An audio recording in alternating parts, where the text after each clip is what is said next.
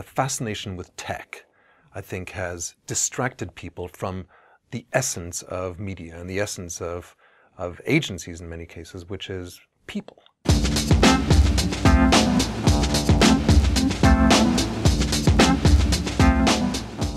Hi, I'm Mercedes Cardona, editor of Velocitize, and we are here for Velocitize Talks.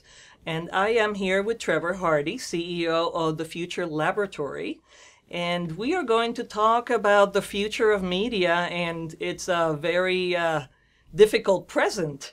So, but you've been in different sides of the industry. You've been with agencies, you've been with media, and now you're a futurist. So I heard that you spoke at a conference recently about the blurring of lines between advertising, media, and branding. And what do you see the future there? Are we going to have to learn to all work together as every side of the industry gets in everybody else's patch, so to speak? Yeah, and some of that, it's something that we often speak about, and it's mostly one of the narratives that is consumed by the marketing industry, the marketing of marketing. We love to predict our own demise in many ways. And how often have we been talking about over the last number of decades about the death of advertising, or TV advertising is dead, and now the rise of content and many other things. But there's two dynamics at play, it seems to be. The fluid nature of the expertise that it used to be in generations ago, or maybe decades ago, that advertising or communications or content creation or even copywriting or art direction or many of the skills that the media industry or communications industry specializes in have now become the skills that companies also have as well. So it's not the domain only of marketing agencies and media companies. And at the same time, there used to be silos of talent. The media companies and communications firms and marketing services companies used to attract the best talent. But increasingly, the best talent is going away from those industries and finding new homes inside businesses and brands that are bringing some of that talent in-house and attracting some of the most creative, the most talented people. And that is blurring the lines as well, because the specialism to create content, to create media, to create campaigns doesn't necessarily only exist in agencies or consultancies anymore. In the future, as you are a futurist, is there going to be some technology that you see out here that's going to sort of disrupt the way that the media business is run in the next few years? And I suppose one of the bigger changes that we see is a fascination with tech, I think, has distracted people from the essence of media and the essence of agencies in many cases, which is people. And I know this is a strange thing to say, but I think one of the most disruptive, innovative things that's going to happen in the years ahead is a refocusing on emotion, on humanity, and maybe stop obsessing about what technology can do in our race in some ways to become faster, better, more efficient, more effective, more analytical, is maybe sucking the humanity and the creativity and the emotion and the imagination and the unexpectedness out of a lot of media and a lot of content, a lot of communications. So is experience sort of the new marketing now? We keep hearing about this skeptical customer that skips past ads and ignores messages.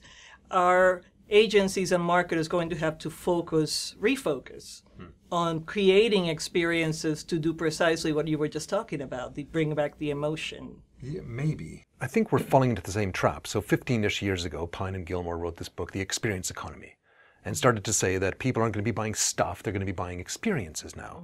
But all of a sudden, we've got the same dynamic existing with experiences. There are pop-ups and installation and immersive events everywhere. And we've got an experience glut to replace what we had with a product glut years ago.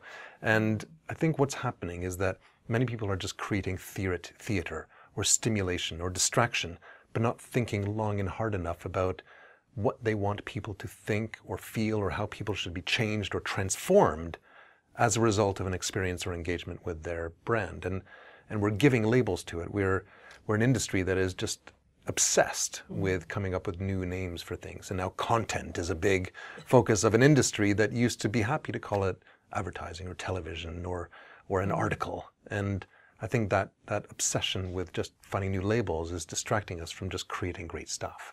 Well, marketing always seems to be a bit of a buzzword loving industry. and they latch onto something and ride that cycle until they kill it. Yeah.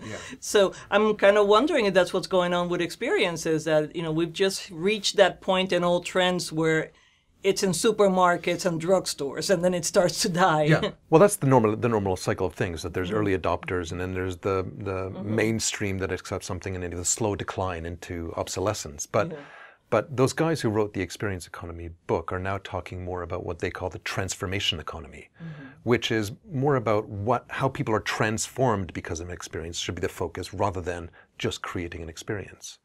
And that, to me, is an interesting new thing, perhaps, that businesses or people in the business of creating content or creating experiences should be obsessing about.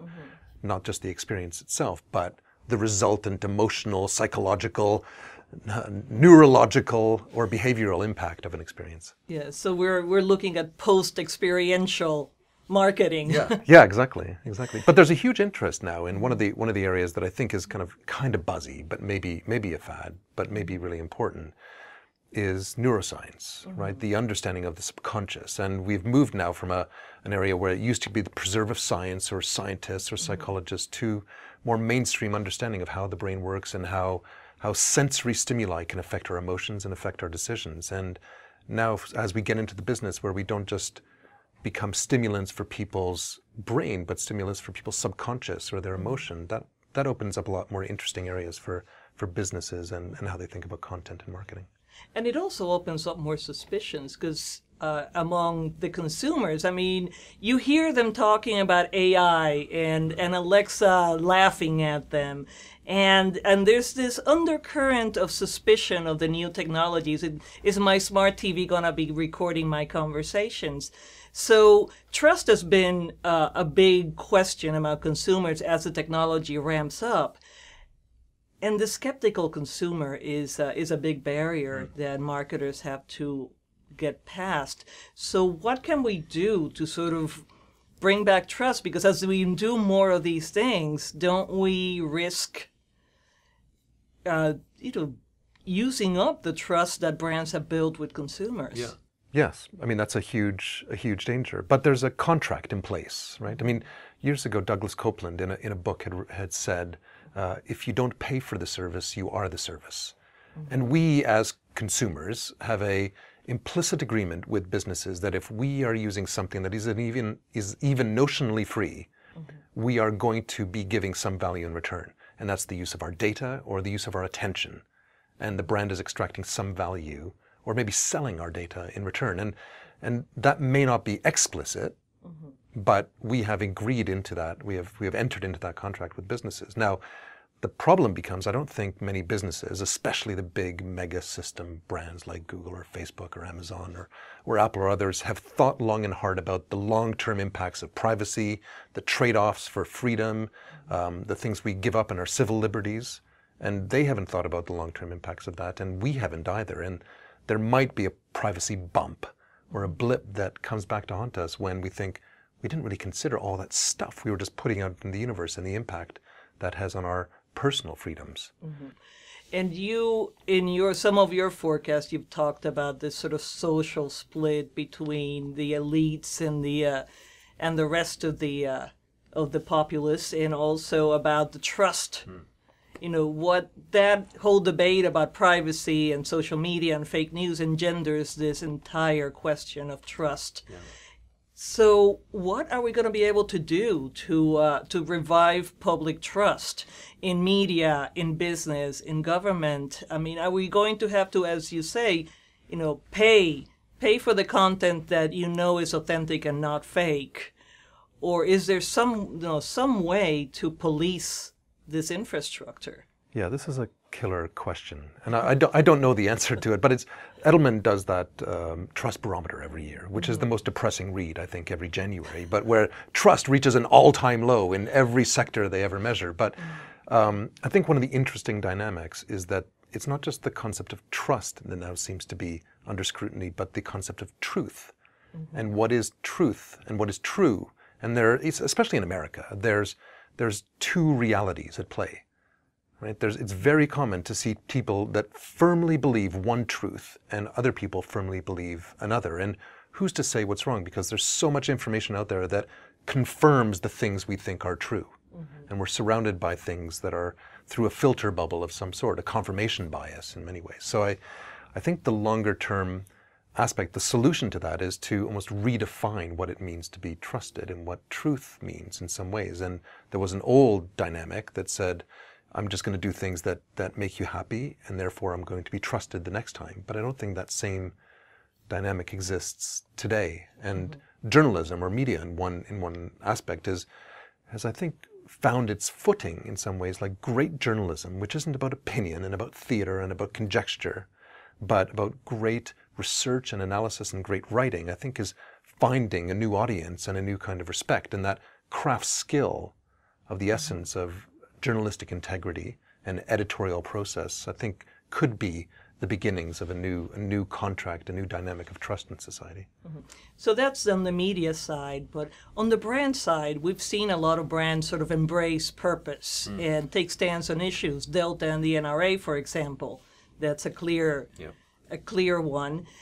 And other brands have been a little bit more diffuse about women's empowerment, education, safer types of purposeful stands. But can you be a brand today and not take a stand on issues? Can you remain neutral and still appeal to the customer that's out there more empowered and sadly more polarized? I think there's a new trend emerging that we've been talking about for a few years now called civic businesses or civic brands, where the purposes of business is not just to make money, but it's also to help enrich its employees, not necessarily financially, but make life better for its communities and its people and its customers, in fact, as well. And now I think there's a dynamic existing where if you are just extracting value and not returning anything to society, then people will see through that.